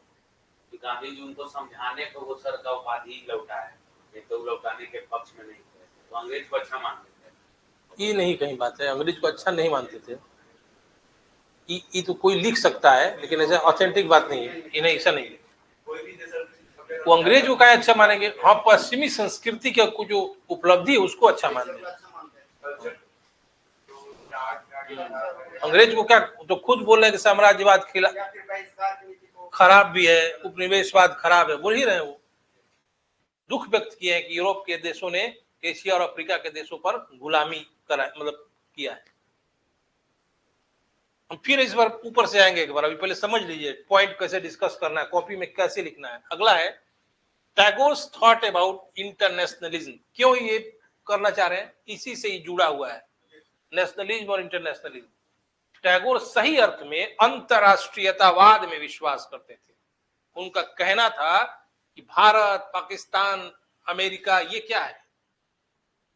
हम जान चुके हैं कि कोई भी विश्व जो समस्या है, कोई भी देश किसी भी समस्या का समाधान अकेले अपने बूते नहीं कर सकता है। कोई भी समस्या उत्पन्न होती है तो सभी राष्ट्र मिलकर ही उसका समाधान कर सकते हैं। और कितना सारगर्भित बात उन्होंने कहा है, हम आपको समझाने के लिए कह रहे हैं। कितना पहले टैगोर ने कहा है, आप देख रहे होंगे आजकल ग्लोबल वर्ल्ड बना है ना, वैश्विक विश्व बना है ना, और इसके कारण देख रहे होंगे कि कोई भी समस्या विश्व स्तर पर होता है तो सारे राष्ट्रों का एक सम्मेलन होता है ना। जैसे कॉप होता है पर्यावरण को संरक्षण के लिए, होता है ना। तरह तरह का कोई भी, यूक्रेन पे जो हमला हुआ तो सारे विश्व के लोग मिलकर बैठ के, टैगोर ने कितना पहले ये बात बोल दिया था कि हम किसी भी समस्या का समाधान अकेले नहीं कर सकते हैं, सारे राष्ट्रों को मिलकर करना चाहिए। तो फिर क्यों हम एक अंतरराष्ट्रीय दृष्टिकोण को नहीं अपनाएं? क्यों राष्ट्रीयता के, संकीर्ण राष्ट्रीयता में क्यों फंसे रहेंगे? टैगोर का अंतरराष्ट्रीयता एक व्यापक अंतरराष्ट्रीयता, वो पूरे विश्व को एक राष्ट्र मानते थे। और जो सिटीजनशिप है, नेशनल सिटीजनशिप, राष्ट्रीय नागरिकता, वो नहीं मानते थे। वो कहते थे विश्व नागरिकता, माने पूरे विश्व का एक नागरिक। यानी टैगोर की दृष्टि कितनी विशद और व्यापक थी। और ये मैंने शुरू में भी बताया कि उपनिषद से प्रभावित थे और कहते थे कि सभी मनुष्य ब्रह्म के अंश है, ठीक है। उसी प्रकार यहां भी वो कहते थे टैगोर कि संकीर्ण राष्ट्रीयता नहीं करना है, बल्कि अंतरराष्ट्रीयतावाद का दृष्टिकोण रखना है, और पूरा विश्व एक परिवार है। और ये भारतीय संस्कृति से भी प्रभावित थे, क्योंकि वैदिक काल में ही एक टर्म मिलता है वसुधैव कुटुंबकम, ठीक है। उस वसुधैव कुटुंबकम में पूरे विश्व को एक परिवार माना गया है। जैसे G20 हुआ, उसमें वन अर्थ वन फ्यूचर दिया गया ना। हाँ, तो ये अभी दिया जा रहा है। और टैगोर का सोच उस समय कितना पहले था, समझ सकते हैं टैगोर कितने क्रांतिकारी, कितने विद्वान व्यक्ति थे, जो समय से पहले ही बता रहे थे। आज सारा विश्व अब संकीर्ण राष्ट्रीयता को छोड़कर अंतरराष्ट्रीयतावाद को अपना रहा है ना। कोई भी इश्यू होता है, ग्लोबल इश्यू, उसको मिल बैठ के सारे राष्ट्र, यूएन का भी एस्टेब्लिशमेंट इसीलिए हुआ था, ठीक है ना, कि सारे राष्ट्र को एक माना जाए, एक संस्था के अंतर्गत माना जाए। समझ रहे हैं बात? अब आइए डेमोक्रेसी। फिर कुछ भी पूछ सकते हैं, पहले समझा लेने दीजिए। डेमोक्रेसी, प्रजातंत्र के संबंध में टैगोर का क्या विचार था? बोले थे टैगोर कि सच्चा प्रजातंत्र वह प्रजातंत्र है जिसमें राजनीति नैतिकता पर आधारित हो और सरकार स्वार्थी लोगों के हाथ में न हो, तो वही प्रजातंत्र सच्चा प्रजातंत्र है। आप भारत का वर्तमान स्थिति से तुलना कर सकते हैं, ठीक है। कोई नैतिकता नहीं है राजनीति में, कभी राजद तो कभी बीजेपी, है ना। बिहार का एग्जाम्पल लीजिए, वो बोल रहे थे रविन्द्रनाथ टैगोर। नहीं, प्रजातंत्र के बारे में बोल रहे थे। प्रजातंत्र क्या है, लोकतंत्र क्या है, सच्चा लोकतंत्र, ये कह रहे थे। सबको डेमोक्रेसी नहीं माना जा सकता। जिस शासन में नैतिकता हो, मोरालिटी हो, और जिसमें सरकार स्वार्थी लोगों के हाथ में नहीं हो, सरकार समझ रहे हैं ना, मंत्री ये वो, उसी को सच्चा प्रजातंत्र कहा जाता है। और ऐसा प्रजातंत्र 6वीं शताब्दी ईसा पूर्व में भारत में देखा गया है। आज के वर्तमान स्थिति से हम आपको समझाने के लिए बता रहे हैं। मानते हैं कि कोई राजनीति में नैतिकता है? यहाँ नहीं ना है। और सरकार व्यवस्था भी स्वार्थी लोगों के हाथ में है, जो अपने वंशज को आगे बढ़ाने के लिए, अपने भाई बंधु को आगे बढ़ाने के लिए प्रयासरत है, चाहे साउथ इंडिया का नेता हो, चाहे बिहार का नेता हो, चाहे दिल्ली का नेता हो। तो प्रजातंत्र में व्यक्ति, बोल रहे थे टैगोर साहब, हर व्यक्ति की गरिमा सुनिश्चित होती है, लेकिन प्रजातंत्र तभी सच्चा माना जाएगा जब सरकार पर स्वार्थी लोगों का नहीं हो और राजनीति जो है नैतिकता के आधार पर चले।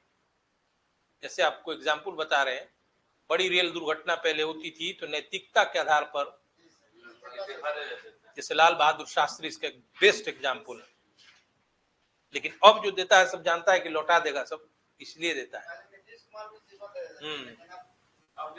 हम चाह रहे हैं बिहार से दे दे। सही बात है, ये पहली बार इतना हुआ कि जेल में जाने के बाद भी कोई इस्तीफा ना दिया। इतना उम्र में क्या सरकार का हमको तो यही समझा है। पर्टिकुलर एक आदमी पर नहीं कह रहे हैं, कोई भी नेता जो है बहुत बेकार है भाई।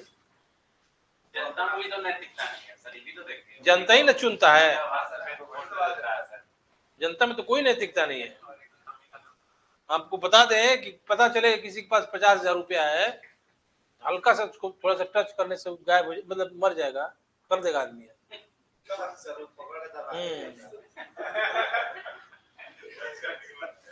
अब वो धार्मिक कार्य में बहुत मतलब गतिविधि में बहुत व्यस्त रहता है वैसा आदमी जो ये काम करेगा। तो बताइए सही धर्म का पालन कर रहा है वो?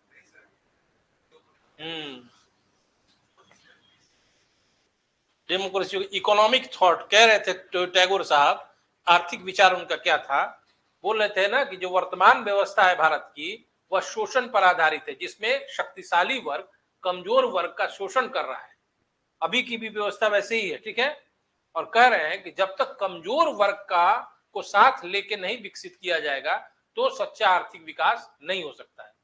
लोग समझते हैं कि हम गरीबों का पैसा लेके हम अपना वंशज को दे दिए, अपने परिवार को, तो वो सच्चा आर्थिक विकास नहीं हुआ है। जब आप गरीबों को भी विकास का अवसर देंगे, उनको अवसर मुहैया कराएंगे और तब अपना विकास करेंगे, उसी को सच्चा आर्थिक विकास कहा जाता है। ये टैगोर का कहना है।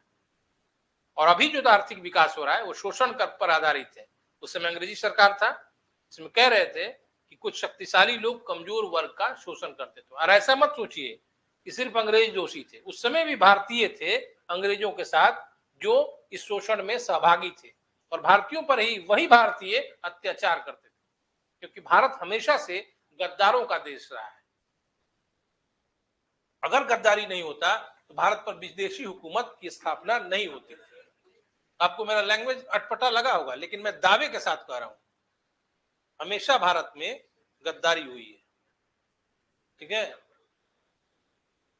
अगर अच्छे बोलते हैं ना, सिर्फ अंग्रेज उत्तरदायी थे। आप जाते ना तो कुछ लोग थे भारत के, बिहार में भी थे, उनको राय बहादुर, नवाब बहादुर, बस इतना में वो इतने फूल के कुप्पा होते थे कि क्या बोला जाए, और वो साथ में शोषण करते थे अंग्रेजों। ऐसे राजे महाराजा भी थे और राजा महाराजा भी।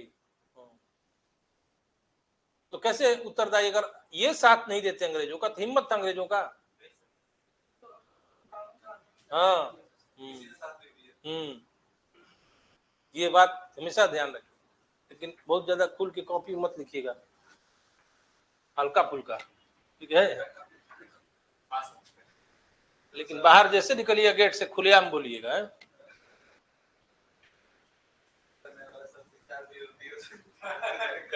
नहीं, लिखा जाता है बड़ा संतुलित ढंग से। उसको लिख के ही फंसा दीजिएगा। एक लिखने का स्टाइल है, वो फंसा दिया। राइटिंग करवाएंगे आप लोग से भविष्य में, ठीक ना। कैसे लिखा जाता है एकदम हिंदी में, ठीक है ना। लिखने वाला खुद बेवश हो जाए कि अरे लिखा है, सब बात सही, लेकिन बड़ा तरीके से लिखा है, ठीक है। तो आर्थिक विचारधारा में टैगोर ने एक और बात कहा है कि जो गरीब लोग हैं, कमजोर लोग हैं, उनको साथ लीजिएगा तो ही विकास माना जाता है। दूसरी बात, एक और बात बोले टैगोर, बहुत इंपॉर्टेंट बात है। सिर्फ आर्थिक दरिद्रता ही इंपॉर्टेंट चीज नहीं होता है, समाज में सांस्कृतिक दरिद्रता भी आता है। अब सांस्कृतिक दरिद्रता क्या है बताइए आप, हम आपसे पूछ रहे हैं।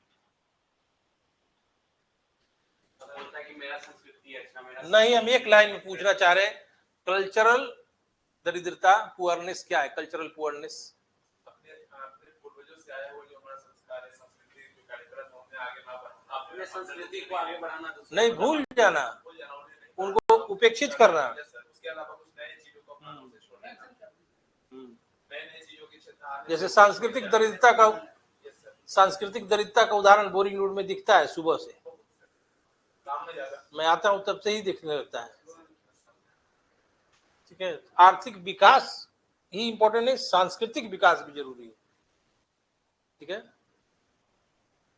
और मतलब आप पाश्चात्यकरण कर रहे हैं अपने आप का, वेस्टर्नाइजेशन कर रहे हैं एक तरह से अपने पहनावे का, अपने रहन सहन का। ठीक है, वो भी एक सांस्कृतिक दरिद्रता का उदाहरण है। आप सोच रहे हैं कि हम हाई फाइनेस में कर रहे हैं, लेकिन आप सांस्कृतिक रूप से दरिद्र हो रहे हैं। अमेरिका कभी कॉपी नहीं करता है इंडिया का, लेकिन इंडिया जरूर करेगा वहां का। हाँ, यूथ क्लास करता है। एग्जाम्पल में आप बोरिंग रोड चौराहे से लेके यहाँ तक भी देख सकते हैं। शाम को देखिएगा तो और ज्यादा स्पष्ट दिखाई पड़ेगा। वेस्टर्नाइजेशन या आधुनिकीकरण नहीं हुआ ना। सफाई का जो मांग है उसके अकॉर्डिंग लोग सब अपने आप को सोचते हैं कि वो आधुनिकीकरण है और हम लोग जो है बहुत ज्यादा पीछे हैं। हम लोग उनको कॉपी करते हैं। जैसे एग्जाम्पल में आप, पहले का सोच था वैसे भी का सोच है सर। अगर इंग्लिश में बोल रहा है तो अपने आप को थोड़ा समझ अरे खूब बहुत अपने आप को मिल्टन जॉन शेक्सपियर से कम नहीं समझता है। सही बात है सर। सर जो अपने भतीजे के एडमिशन कराने के लिए गए थे स्कूल में, छोटा सा है, सेकंड क्लास में सर गया है, 9 किताबें। हाँ भाई ठीक है, 9 किताबें सर, एक भी हिंदी की नहीं। ये भी लिया हुआ पूरा। यही सोचिए ना सर, पटना में या कहीं भी जितना भी स्कूल है सब संत जॉन, संत माइकल सब का है, क्रिश्चियन लोग का है सर। वो क्रिश्चियनिटी को बढ़ावा दे रहा था कहीं ना कहीं इंडिया। सर जो से खड़े रहते हुए है तो वहाँ पे संथाल लोग बहुत हैं, उन लोग का फ्री एडमिशन देते हैं ये कह के कि आप अगर क्रिश्चियन बन जाते हैं, सेंट फ्रांसिस स्कूल जैसे बात कर रहे हैं, सेंट फ्रांसिस इंजीनियर हो गया, हम फ्री में आपके बच्चे को पढ़ाएंगे, आपको कुछ पैसा भी देंगे, बस आपको धर्म चेंज करना होगा। हमने वो फायदा देखा है दिल्ली में, एक लड़का था, उसको अनलिमिटेड चांस था देने का यूपीएससी, उस समय 4 ही था हम लोग के समय में। वो फ्री में खाना भी खाता था, फ्री में रहता भी था, क्रिश्चियन था, एससी था, अनलिमिटेड था, अब बड़ा आराम से रहता था, धीरे धीरे देता था एग्जाम, हुआ भी होगा, हो सकता है आईएएस बन भी गया हो। बाकी पढ़ने के अलावा बाकी सारी गतिविधियां करता था वो, पढ़ता कम था वो, आगे डिस्टर्ब भी करता था वो। ठीक है ना, फ्री में खाता था, फ्री में रहता था, वो क्रिश्चियनिटी को स्वीकार कर लिया था। हाँ, लेकिन क्या करिएगा, फ्री में उसको अनलिमिटेड चांस, जैसे टॉक टाइम होता है ना, अनलिमिटेड टॉक टाइम, वैसे ही। एक और एग्जाम्पल आपको बता रहे हैं, उसमें उससे आप ध्यान रखिएगा।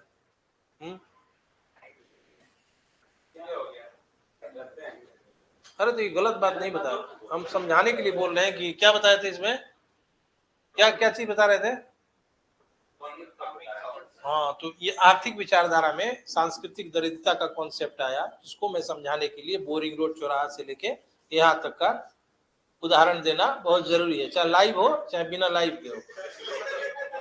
नहीं समझाएंगे तो समझिए कैसे, क्या है सांस्कृतिक दरिद्रता, जब अपनी संस्कृति को आप उपेक्षित करने लगे। एक और एग्जाम्पल दे रहे हैं, लाइव से ही कोई दिक्कत नहीं है, हम जो बात बोल रहे हैं स्पष्ट। G20 का जो समिट हुआ था, उसमें देखेंगे जो भी लेडीज पार्टिसिपेंट थी, उन्होंने भारतीयता का प्रतीक साड़ी पहना था। लेकिन आज का सोसाइटी में देखेंगे कि काफी एजेड होने पर भी सलवार सूट पहनने का एक क्रेज बन गया है, और ये लोग इन्फ्लुएंस्ड हैं एकता कपूर के सीरियल से।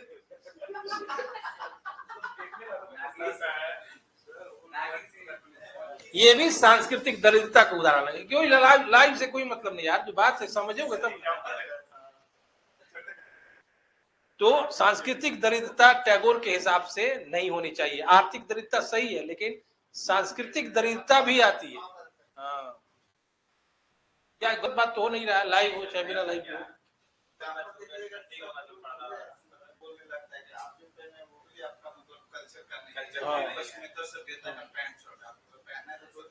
ये जनरल है, कोई नहीं पहनता इसलिए हम पहन रहे हैं। लेकिन हम कॉपी नहीं किए, हम बच्चे से पहनते आ रहे हैं इसलिए पहने हैं। हाँ, लेकिन नया ट्रेंड आया है कि अपना जो परंपरागत ड्रेस है उसको छोड़ के वेस्टर्न ड्रेस को अपनाना। फेडेड जीन्स सब हम जानते हैं यार, महसूस करते हैं, लेकिन बोल नहीं सकते हैं। आपको समझाना टॉपिक है, इसलिए समझाना जरूरी था। G20 वाला रिसेंट एग्जाम्पल आपको दिए, ये नहीं कि पहली बार आपको बोले, बहुत लोगों को बोले मैंने। अब आप देखिए कि टैगोर का सोशल फिलॉसफी क्या है, सामाजिक दर्शन टैगोर का क्या है। टैगोर ने समाज में बताया कि जो वर्तमान समाज हमारा है वह डिस्क्रिमिनेशन पर आधारित है, असमानता पर आधारित है, जिसमें शक्तिशाली वर्ग कमजोर वर्ग का शोषण करता है। और उन्होंने कहा कि ऐसा समाज प्रेम सहानुभूति के आधार पर आधारित होना चाहिए। लेकिन साथ साथ टैगोर ने यह भी कहा कि समाज में हर व्यक्ति को अपनी आजीविका को, मतलब जीविका के उपार्जन का कोशिश करना चाहिए, यानी सबको काम करना चाहिए। लेकिन काम करना चाहिए, लेकिन ये जो समाज का संगठन है, समाज को जो ऑर्गेनाइज किया जा रहा है, वो प्रेम सहानुभूति के आधार पर, सद्भाव के आधार पर। आपको वर्तमान समाज से देख लीजिए, हमारा वर्तमान समाज प्रेम सद्भाव और सहानुभूति पर आधारित है? नहीं है। लोग बहुत अधिक स्वार्थिक होते जा रहे हैं, मतलब आर्थिक तत्व तो लोगों के मानसिकता पर हावी है। अगर आप सड़क पर गिर भी जाएंगे ना, तो बहुत सारे लोग आपको उठाने वाले नहीं मिलेंगे। आज का सोसाइटी जो है ना, रील्स की दुनिया में चल रहा है, ठीक है। ये भी वेस्टर्नाइज कलर है, और सोशल मीडिया पर अत्यधिक आजादी और भी संस्कारहीनता पैदा कर रहा है मेरे हिसाब से। बिल्कुल सही बात है सर। इसलिए बहुत अधिक आजादी के योग्य नहीं है भारतीय लोग। सोशल मीडिया पर प्रतिबंध लगाना बहुत जरूरी है। सब अपने को शाहरुख और अक्षय कुमार से कम नहीं समझ रहे हैं, वीडियो बना रहे हैं, रील्स बना रहे हैं, जो काम है वो नहीं कर रहे हैं। विद्यार्थी जीवन में काम क्या है आपका? पढ़ाई करना, हाँ, तो वो नहीं कर रहे हैं। हाँ, इसलिए ये सामाजिक रूप से जो टैगोर का विचार है, फिलॉसफी जो है, सोशल फिलॉसफी, उनका कहना है कि समाज जो है प्रेम सहानुभूति और सद्भाव पर आधारित हो, कोई जोर जबरदस्ती पर नहीं आधारित हो। हम आपस में इतना अच्छा रिलेशन बना लें कि समाज जो है एक स्थापित संगठन के रूप में हो जाए। लेकिन टैगोर के समय का समाज जो था वो असमानता पर आधारित है। मैंने आपको तुरंत उदाहरण बताया था कि कुछ भारतीय लोग भी अंग्रेजों से उपाधियां और टाइटल लेके भारतीयों के शोषण में अंग्रेजों के साथ सहभागी रहते थे, चाहे हमारे जमींदार वर्ग हो, चाहे राजे राजवाड़ा हो, ठीक है। अगला विचार है टैगोर का, टैगोर्स कॉन्सेप्ट रिगार्डिंग एजुकेशन। ये बहुत इंपॉर्टेंट बात है। शांति निकेतन बंगाल में है इनका स्थापित विश्व भारती विश्वविद्यालय। टैगोर का शिक्षा संबंधी विचार आप बहुत ध्यान से सुनिएगा। कोई भी DY पाटिल स्कूल हो, सेंट कैरेंस स्कूल हो, देखिए लाइव से मतलब नहीं है, बताना पड़ता है एग्जाम्पल, ठीक है। चाहे सेंट माइकल हो, सेंट जेवियर्स हो, ठीक है, सेंट जोसेफ हो, ठीक है, सब सेंट ही पे है। ये जो स्कूल में बच्चे पढ़ रहे हैं वो एक तरह से मशीन की तरह पढ़ रहे हैं, ठीक है ना। मशीन, उनको एक मशीन की तरह तैयार किया जा रहा है, ऐसा टैगोर का कहना था। मशीन की तरह, बस maths, physics, chemistry, bio, English, grammar, बस, ठीक है। जो सही विकास होता है एजुकेशन का, भारतीय संस्कृति, संस्कार, तौर तरीका, इससे कोई मतलब नहीं इस वर्तमान एजुकेशन प्रणाली। यही चीज टैगोर के समय में भी हो रहा था। टैगोर ने कहा ये जो स्कूल में बंद जो शिक्षा है वह छात्रों को ईश्वर से दूर करना हुआ। कैसे ईश्वर से दूर करना हुआ? टैगोर ने कहा कि ईश्वर ने ही, मतलब परमात्मा ने ही इस पूरे विश्व का निर्माण किया है। चाहे बाहरी आबोहवा हो, पेड़ पौधे हो, नाले हो, पहाड़ हो, ठीक है, जमीन हो, तो इन बंद कमरों में छात्रों को बैठा के और ये यांत्रिक विषय पढ़ाने से उनका दिमाग विकसित नहीं हो पाता है, कूपमंडूक हो जाते हैं, एक सीमित, एक लिमिटेड दिमाग हो जाता है, माइंडसेट हो जाता है। उनको खुले में पढ़ाया जाए, प्रकृति में पढ़ाया जाए। इसीलिए प्रकृति के साथ साहचर्य टैगोर ने कहा। और आप जाएंगे वहां शांति निकेतन में, तो इसी तरह की शिक्षा व्यवस्था है जिसमें नदी, नाले, पहाड़, पर्वत, जहां पे बैठ के लोग पढ़ाई कर सके। वो टैगोर के समय का ये प्रकृति के साथ साहचर्य वाली शिक्षा जो है, ये टैगोर का उद्देश्य था बताने। बंद करके कमरे में पढ़ाने से क्या फायदा है? दिखाओ ईश्वर की कृति, ईश्वर के साथ लोग तादाद में महसूस करें, क्योंकि पेड़ पौधे नाले नदी ईश्वर की ही कृति है, उन्हीं का बनाया हुआ है। तो वहां बैठ के अगर विद्यार्थी पढ़ेंगे तो उनको ईश्वर से निकटता का एहसास होगा और प्रकृति के रहस्यों से भी वाकिफ होंगे, प्राकृतिक रूप से जानेंगे कि क्या है कैसे है।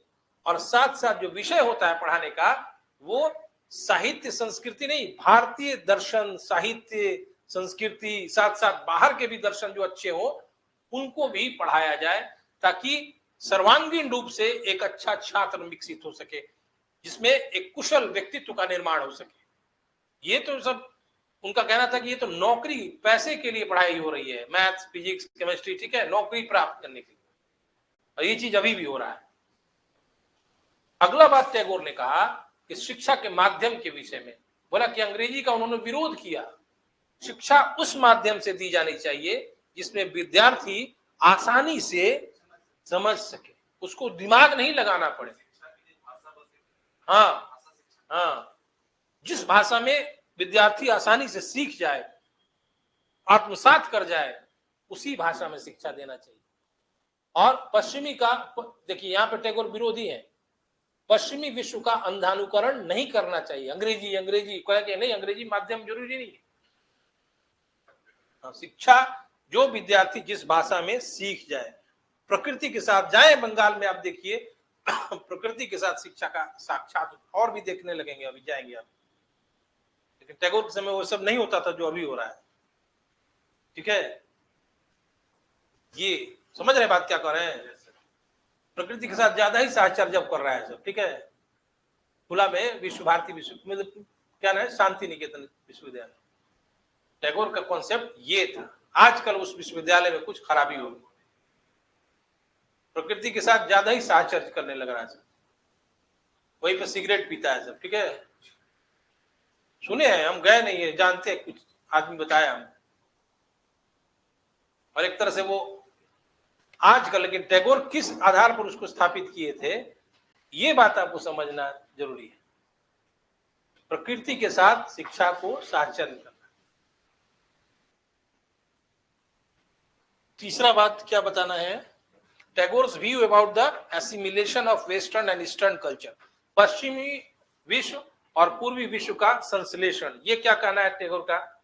इसी कॉन्सेप्ट पर पश्चिमी संस्कृति और पूर्वी संस्कृति के संश्लेषण के लिए ही उन्होंने 1922 में शायद विश्व भारती की स्थापना की थी। कलकत्ता बोलपुर में शायद है, नई जगह का पता है, कलकत्ता में। वो कभी भी विश्व को, पश्चिमी विश्व को खराब नहीं मानते थे। वो कहते थे कि पश्चिमी विश्व ने विज्ञान में बहुत अधिक प्रगति की है और उनकी उपेक्षा नहीं की जानी चाहिए, और पूर्वी विश्व ने अध्यात्म और एकता का संदेश दिया है। टैगोर का कहना था कि अलग अलग आइसोलेटेड नहीं रहना है, बल्कि दोनों ही संस्कृतियों में संश्लेषण करना है, और हमको दोनों संस्कृतियों के अच्छे तत्वों को अंगीकार करना है, ठीक है। और सीधे विरोध भावना कि नहीं पश्चिम विश्व खराब है। कल इन बता रहे थे हमको परसों क्लास में कि जो विज्ञान के जो थी भारत से ही गया है, बाकी सब बेकार है। ऐसा नहीं है, एकदम आप ब्रॉड आउटलुक रखिए अपना, हर लोग। इसलिए टैगोर का मुख्य बल था पश्चिमी और पूर्वी संस्कृतियों के बीच संश्लेषण करना, assimilation between western and eastern world. समझ रहे हैं ना? संश्लेषण मतलब अच्छे तत्वों को लेकर मिलाना दोनों। इसीलिए टैगोर गांधी जी से कई मामलों में भिन्नता रखते थे। जैसे गांधी जी की तरह वो राष्ट्रवादी संकल्पना टैगोर नहीं रखते थे, क्योंकि ये मानवतावादी थे और संकीर्ण राष्ट्रीयता से ये दूर रहते थे। टैगोर ने असहयोग आंदोलन को का भी विरोध किया था। कहा था कि असहयोग नॉन कोऑपरेशन करने से हमारे देश की जनता का नैतिक चरित्र गिरेगा, क्योंकि इससे जनता को आदत लग जाएगी, भविष्य में वो हर समय असहयोग करने लगेगा, मोरल कैरेक्टर गिरेगा, ठीक है। बहिष्कार का भी टैगोर ने विरोध किया था। बहिष्कार क्यों कर रहे हो भाई? इससे तो हाँ, पश्चिम के अच्छे चीजों को जो जला रहे थे स्वदेशी मूवमेंट में, तो बोले इसको फाड़ो या जलाओ, मतलब नहीं, वो लाइन है, ये निष्ठुर बर्बादी कहा था, पीटी का क्वेश्चन है, ठीक है। निष्ठुर बर्बादी किसने कहा था? रविन्द्रनाथ टैगोर ने कह रहे थे कि पश्चिम के अच्छी चीजों को भी हम बहिष्कार कर देंगे, जबकि पश्चिम से बहुत कुछ लेने की आवश्यकता है, ठीक है। इसलिए टैगोर की बात को नेहरू और गांधी भी प्रभावित थे, ठीक है। टैगोर के बारे में जितना भी पूछना है आप पूछिए। अब ऑनलाइन है, एग्जाम्पल ज्यादा देना ठीक नहीं है, नहीं तो बहुत सा एग्जाम्पल था। तो कोई गलत एग्जाम्पल नहीं दिया, अगर समझाने के लिए देना पड़ता है भाई।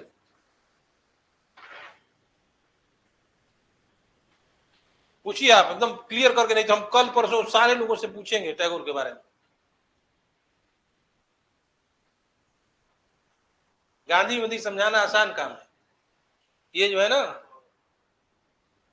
राम राज्य, असहयोग आंदोलन, सत्याग्रह, अहिंसा, वो आप भी दाएं बाएं लिख लीजिएगा बात बना के। 3-4 लाइन पहले लिखिए, गांधी जी ये किए, गांधी जी वो किए, एक पैराग्राफ तो वही हो जाएगा। इतना काम में किए गांधी जी।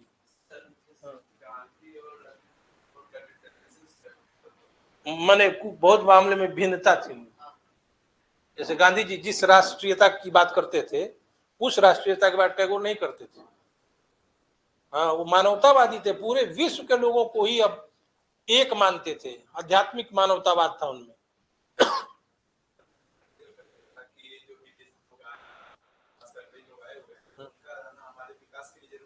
हाँ,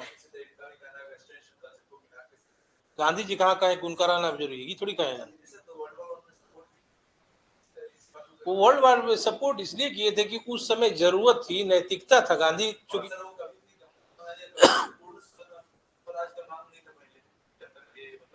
अब सुनिए ना, मेरी बात सुनिए पहले। गांधी पढ़ाए नहीं, गांधी जो सबसे बड़ी बात थी ना, गांधी की राजनीति जो नैतिकता आधारित थी, युद्ध के प्रयास में मदद करना नैतिकता था। ये भारत का संस्कृति है, किसी फंसे हुए लोग को मदद करना, ये आपका मेरा भी संस्कृति, आपका भी, भारत का है। इसलिए युद्ध प्रयास में गांधी ने सपोर्ट किया। एक को सपोर्ट किया, एक को डिसपोर्ट किया सर। किसको दूसरे को किसको डिसपोर्ट किया? ब्रिटेन को सपोर्ट किया है वर्ल्ड वॉर 1 में। ये पक्का पता था कि जो जिस पर हमला हो रहा है वो प्रतिक्रियावादी शक्तियां थी। वो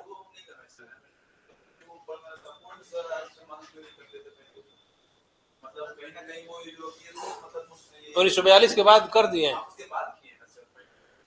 गांधी परिस्थितियों की बहुत अच्छी समझ रखते थे। गांधी नेहरू और सुभाष की तरह नहीं थे। नेहरू और सुभाष में नया खून था, युवा थे, और गांधी बहुत पारखी खिलाड़ी थे। इसलिए वो अंग्रेजों के सामने खुलकर नहीं आना चाह रहे थे।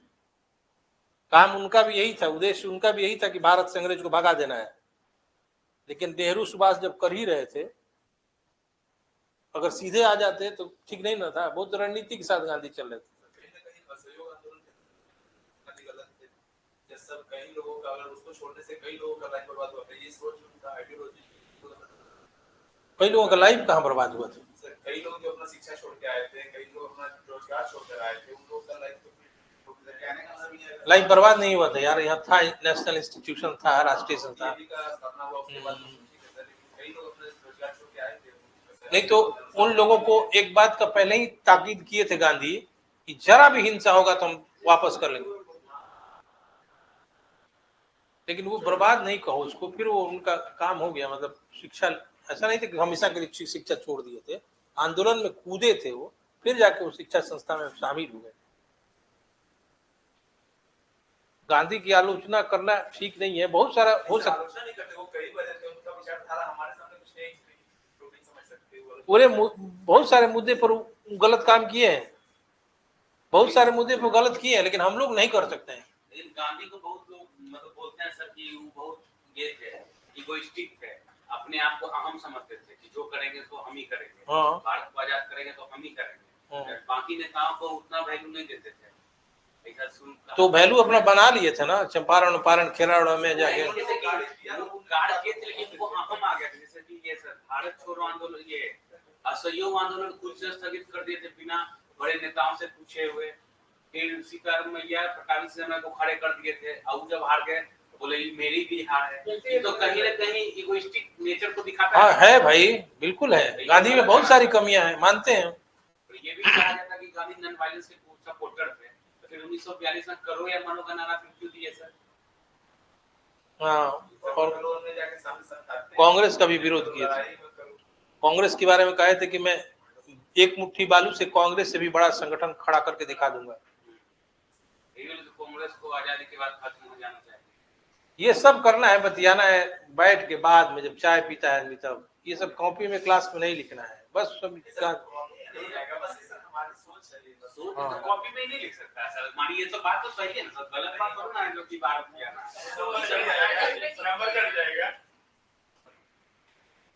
सही बात है, गलत बात है, एग्जामिनर भी लगेगा सही करने।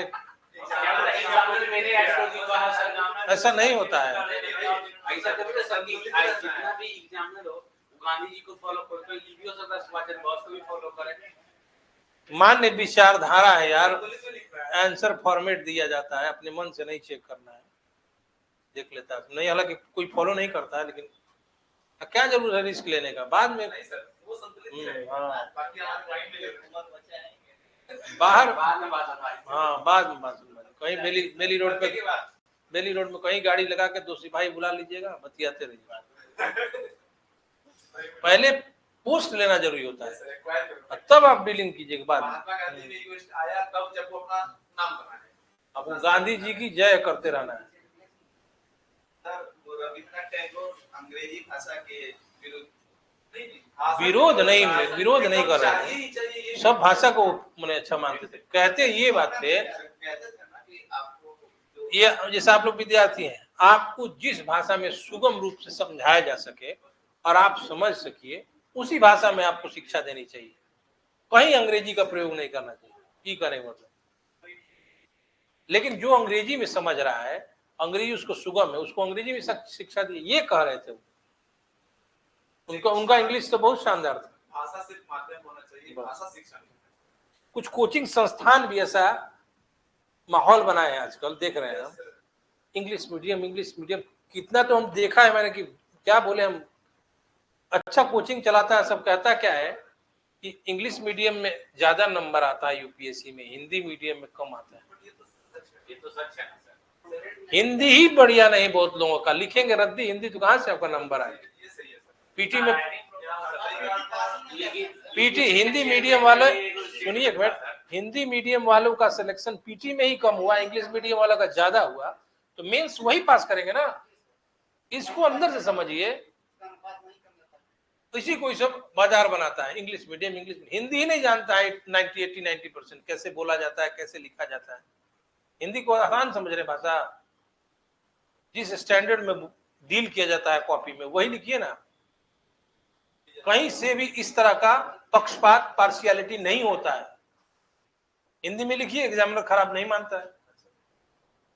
वही लोग इस र्यूमर को बनाए हैं जिनका पढ़ाई इंग्लिश मीडियम से हुआ है, वो ये कहते हैं कि इंग्लिश मीडियम में ज्यादा नंबर आता है, हिंदी मीडियम में कम आता है। अब देखिएगा ना, तो पीटी में इंग्लिश वाले ज्यादा आ गए, ज्यादातर साइंस आईआईटी बैकग्राउंड के होते हैं, तो उसी से मेंस हुए ज्यादा, हिंदी वाले कम हुए।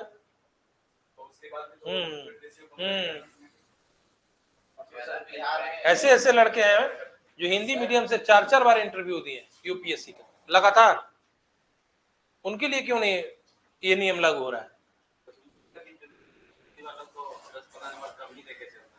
नहीं, वो इतना जानना चाहता है कि पूछा जाए व्हाट इज योर नेम, इतना बताए, इतना बता दो, इतना तो बताना चाहिए ना। व्हाट इज योर नेम बता सकते हैं, please give your introduction, 2 minute में बता दीजिए क्या नाम है, क्या कहाँ के हैं आप, क्या पास आउट किए हैं। वो चूंकि उसका इंग्लिश मीडियम रहता है, लेकिन ये नहीं, अगर आप हिंदी में बोलेंगे तो ऐसा नहीं यार। बहुत बड़ा ऑर्गेनाइजेशन है संघ सेवा आयोग के बारे में कुछ शिकायत करना बेकार है। जैसे कॉपी में नहीं लिखा, वैसे संघ लोक सेवा आयोग हमेशा सहयोग करता है। अगर आपका नहीं हो रहा है तो आपका नंबर कम होगा मेंस में। कभी हिंदी इंग्लिश नहीं का, जो बैठने वाले हो वहां पे वो महान लोग होते हैं। वहां पे वो छोटी छोटी बातों से प्रभावित नहीं होते हैं, इतना वो बहुत वैसे लोगों को हिंदी में एक टर्म है स्वयं सिद्ध लोग, स्वयं सिद्ध समझ रहे हैं ना। वो छोटी छोटी बातों से प्रभावित नहीं होता है कि आप कैसे लग रहे हैं, क्या करें। बस कभी भी आपका इंसल्ट नहीं करना चाहते हैं, डीमोटिवेट नहीं करना चाहते हैं। उस इंटरव्यू में बैठने वाले लोग बहुत महान एक स्तर होता है कि कोचिंग वाले के रीमर उड़ाने से आप क्यों प्रभावित होते हैं। कभी भी ऐसा नहीं होना। कुछ बेकार से भी कोचिंग में पढ़ाने वाले ये डायरेक्टर बन गए। सही बता रहे हैं। इस तरह का माहौल से बच्चा क्या होता है, डीमोटिवेट होता है। सही बात बताइए उसको। मान लीजिए उसका हिंदी ही मीडियम है, हिंदी में वो अच्छा कर सकता है, तो हम क्यों उसको कहेंगे कि नहीं भाई इंग्लिश मत लो, हिंदी मत लो, नंबर नहीं आता है। कभी नहीं, हमने सुना है ना ऐसा सुनते हुए करते हुए। कभी भी आप जो लोग होते हैं कॉपी चेक करने वाले या इंटरव्यू में, बहुत हम लोग के स्तर से बहुत ऊंचे होते हैं, छोटी छोटी बातों से नहीं प्रभावित होते। एग्जाम्पल बता दें भाई, ऑनलाइन है तो एग्जाम्पल जाएगा, ठीक ना, कोई दिक्कत नहीं। अभी आप बैठे हैं ना, हाँ एक एग्जाम्पल दे रहे हैं हम आपको। ये सब लोग बैठे हैं जितने लोग, मान लीजिए आप अलग अलग राष्ट्र के हेड हैं, एक बात बता रहे हैं, और आपके अहित के लिए कोई ऐसा हम समझौता दे रहे हैं, मान लीजिए लिखित एक कागज सबको, तो लेकिन वो तो वो राष्ट्र के हेड रहिएगा तो आप कर ही दीजिएगा। ऐसे मान लीजिए जनरल आदमी है आप, यहीं पे हम आपको दो चार आदमी को बुला दें, जैसे मान लीजिए बुला दें अमित शाह को, नरेंद्र मोदी को, सपोज दैट, और आपसे कहा जाए कि सुनो ना ये इस पे साइन कर दो ना, तो आप नहीं भी इच्छा होगा तो प्रभाव बस आ जाएंगे, इन्फ्लुएंस हो जाएंगे आप। इतने बड़े बड़े डिग्निटरी हम उसको कह रहे हैं, क्यों नहीं साइन कर दे रहे हैं, ठीक है। मतलब एक सामान्य सा एग्जाम्पल है, मतलब आप आपके पॉकेट में मान लीजिए 2000 रुपया है सपोज दैट, और आके यहाँ पे बिग बी आ जाए, नरेंद्र मोदी आ जाए, अमित शाह आ जाए और कहें कि सुनो ना तुम 2000 रुपये दे दो हमको, कल कोई फंड में देना है, दे देंगे कि नहीं आप ईमानदारी से? प्रभावित हो गए, कितने बड़े बड़े लोग हैं। लेकिन अगर स्वयं सिद्ध आदमी रहेंगे आप, तो नरेंद्र मोदी क्या, वो भी हिलेरी क्लिंटन और डोनाल्ड ट्रंप भी आ जाएंगे तो भी आप नहीं देंगे। स्वयं सिद्ध वैसे आदमी होते हैं, नहीं सोचेंगे नहीं हम नहीं देंगे, हम क्या करेंगे तो अलग बात है। हम कोई प्रभाव, हम उनको आम आदमी की तरह समझ रहे हैं। तो इंटरव्यू में वैसे लोग बैठते हैं जो आपके बैकग्राउंड से ये से नहीं प्रभावित होते हैं। हाँ, बहुत पढ़े लिखे होते हैं। एग्जाम्पल और बता देते हैं आपको। CTBT का हो रहा था वहां पे अमेरिका में, उस पर भारत का डेलीगेट प्रतिनिधित्व कर रही थी। बंद कर दीजिएगा क्या कैमरा, अच्छा छुड़िए ना, वो उससे कोई दिक्कत नहीं है। CTBT में साइन करना था, अरुंधति रॉय थी। अरुंधति राय तो राइटर है ना, अरुंधति घोष थी। उतना बड़ा UN में बैठे हुए, और उन्होंने, वो UPSC के मेंबर थे इंटरव्यू में, ठीक है ना, पन्ना ऐसे उड़ा दी वो। आप और हम बैठे रहते तो नहीं उड़ा पाते, क्योंकि वो अगेंस्ट इंटरेस्ट ऑफ इंडिया था। स्वयं सिद्ध का एग्जाम्पल मैंने आपको बताया। स्वयं सिद्ध पर्सनालिटी किसी के इन्फ्लुएंस में, किसी के प्रभाव में नहीं आता, वैसे लोगों को इंटरव्यू में बैठाया जाता है। तब आप कैसे कह सकते हैं आपकी जो हमारे हितों के खिलाफ हो, और कितना बड़ा बड़ा डिग्निटरी आ जाए, लेकिन हम जान रहे कि हमारे राष्ट्र के खिलाफ है, हमारे कंट्री के अगेंस्ट है, तो हम उससे प्रभावित होंगे कि सीधे उड़ा के फेंक देंगे, नहीं ये एक्सेप्ट नहीं करेंगे। बात समझे? पन्ना उड़ाने का मतलब, नोट उड़ाने का मतलब समझते हैं?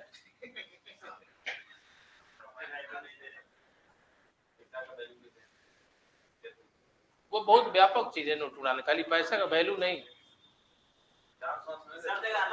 अब और आप बोल रहे हैं, व्याख्या कर रहे हैं, हम देखे जिसे हम जान नहीं रहे हैं, आप बता रहे हैं हमको, हम समझ गए थे, बस उतना ही साइलेंट रहते। आप व्यापक चीज बोले तो आप बोले अब डांस कर लगे हमको सिखाने का।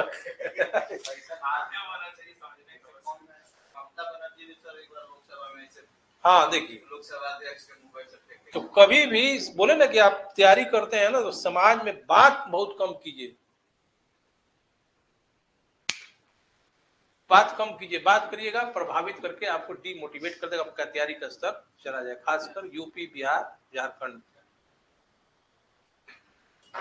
कहाँ से बंद होता है?